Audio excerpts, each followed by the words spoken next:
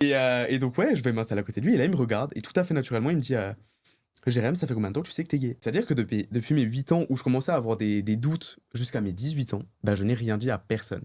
Et c'était un calvaire, c'était horrible, parce qu'en fait, ça se voyait. À l'époque, j'étais beaucoup plus efféminé, tu vois. Et donc, c'est vrai que tout le monde me disait Jérém, bah, à quand la copine, tu vois? Et moi, j'étais gêné de fou, parce que j'étais là, il y aura Bah pas de ouais. copine, enfin, j'étais au bout de ma vie. Et j'esquivais le sujet de fou. Jusqu'à ce que. Alors, ça, c'est une anecdote très drôle. J'adore. C'était mon coming out.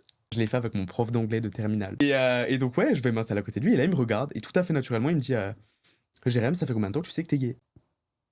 Et là, moi, je le regarde. Et je lui dis mais je suis pas gay. Enfin, pas du tout, tu vois. Et là, il me regarde. Il dit rien. Et il me fait juste un petit sourire en mode.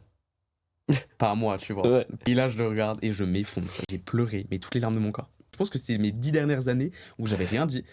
C'est sorti d'un coup. Et dans la foulée, du coup, j'ai envoyé un message à mon père, à ma sœur, à tous mes potes. Alors, ma sœur a très bien réagi.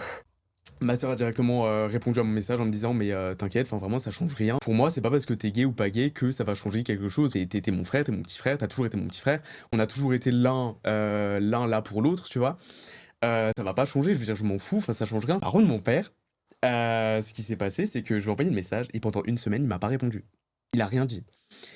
Une semaine après, je descends sur Strasbourg, je fais une soirée, je reviens chez mon père et là mon père qui me dit tu veux qu'on parle du message que tu m'as envoyé il y a une semaine? J'étais là, c'est une blague. Wow. Ça attend une semaine après pour m'en parler. Il m'a dit, bon bah je suis déçu, je serai pas, j'aurai pas de petits enfants. Ah ouais, là, ça doit te faire un petit choc. Et tout de suite dans la foulée, switch, il me dit, mais en vrai ça changera rien. Je veux dire, bah je suis ton père, t'es mon fils. Voilà, comme ma sœur, tu vois un peu le même discours. Je serai toujours là pour toi, j'ai toujours été là pour toi. Surtout que bah avec ma mère, j'avais des relations compliquées. Mm. Et en fait, depuis ce jour-là, je me suis dit, ok, nickel, genre, je me suis libéré d'un poids et en fait, ma personne a changé.